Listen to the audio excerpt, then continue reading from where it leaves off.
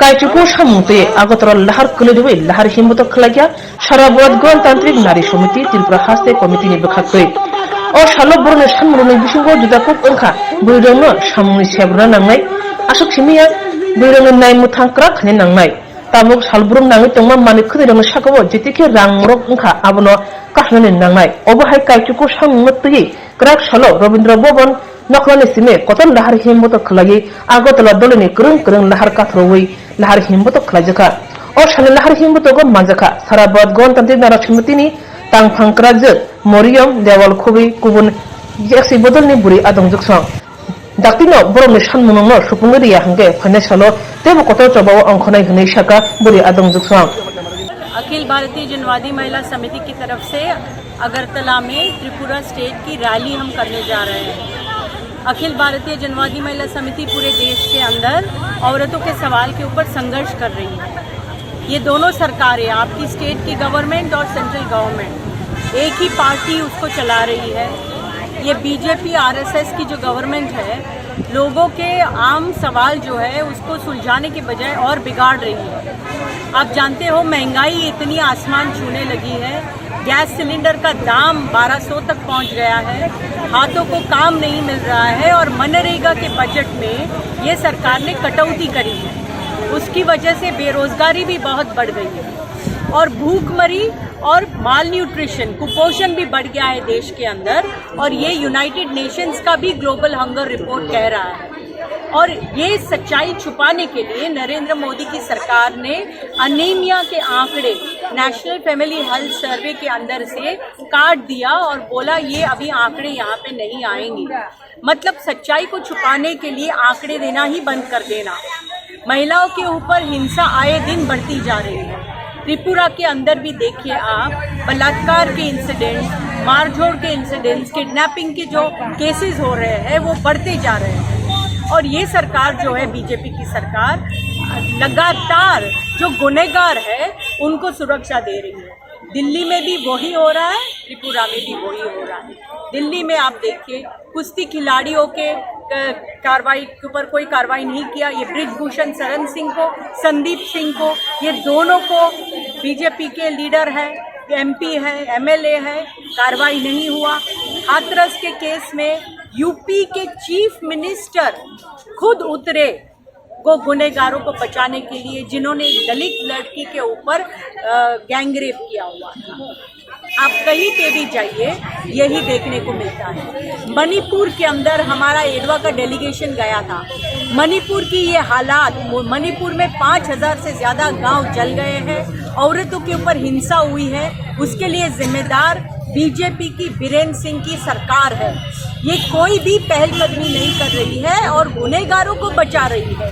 आज तक मणिपुर में कोई भी अरेस्ट नहीं हुआ है। लोग 55-60 हज़ार से ज़्यादा लोग रिलीफ कैंप में हैं। रिलीफ कैंप में कोई भी खाने पीने का इंतज़ाम नहीं, रहने का इंतज़ाम नहीं। वहाँ पे बूढ़े लोग हैं, बच्चे हैं, प्रेग्नेंट औरतें हैं। लोग मर रहे हैं क्योंकि उनको कोई स्वास्थ्य की सेवा नहीं मिल रही हॉस्पिटल्स के अंदर।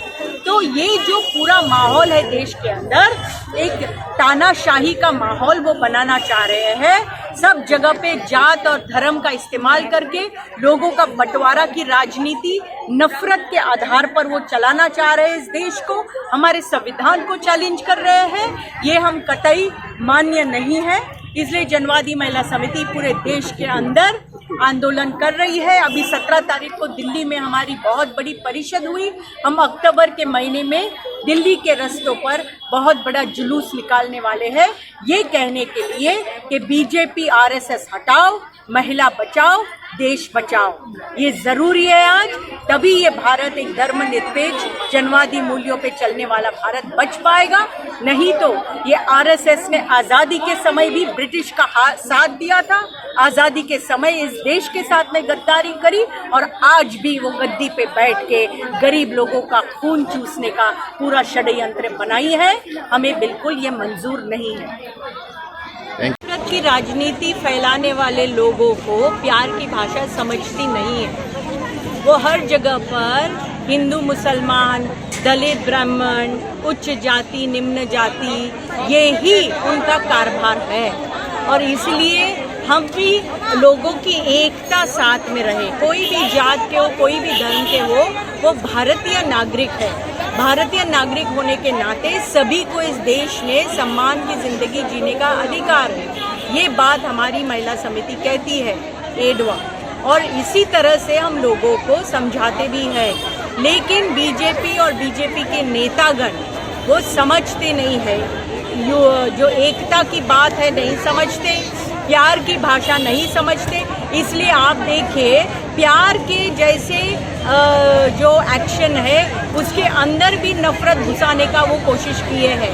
इज्जत के नाम पर जो हत्याएं हैं वो कितना बढ़ गया है पूरे देश के अंदर, और उसके बारे में कोई कानून भी नहीं बना रहे हैं ये लोग। जो लड़का लड़की के अंदर अगर प्यार हो गया, अलग अलग भाषा के हैं, जात के हैं या धर्म के हैं, तो मारपीट होती है, यहाँ तक कि वो पूरे खानदान को वो ख़त्म कर देते हैं। लेकिन इसके ऊपर पहल कदमी नहीं करती।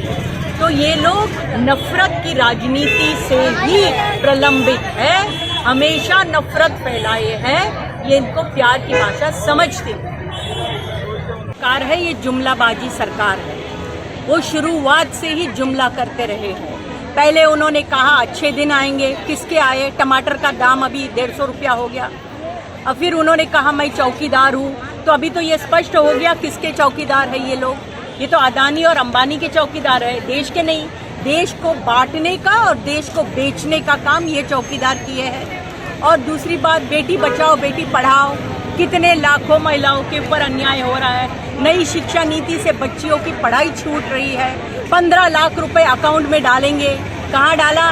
जो भी अकाउंट में था वो भी खत्म हो गया।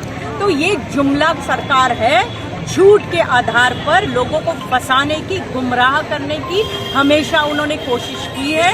लोग अभी फंसेंगे नहीं।